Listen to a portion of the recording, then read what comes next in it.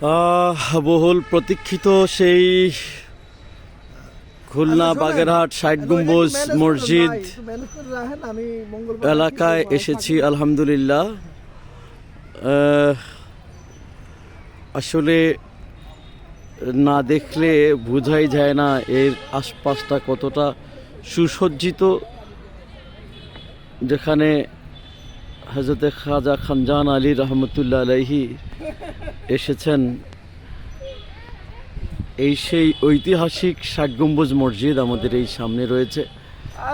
আমরা একদম গেটের কাছ থেকে পুরো এলাকাটাকে একবার ভিডিও করার চেষ্টা করছি এবং ইতিপূর্বে আপনারা হয়তোবা দেখেছেন মসজিদের পশ্চিম পাশেই রয়েছে একটি বিশাল দিঘি,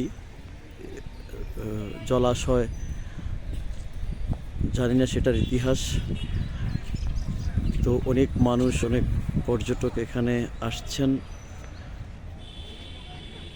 অনেক সুন্দর এলাকা। এখানে সামনে রয়েছে বাগেরহাট জাদুঘর, আমাদের সামনে রয়েছে।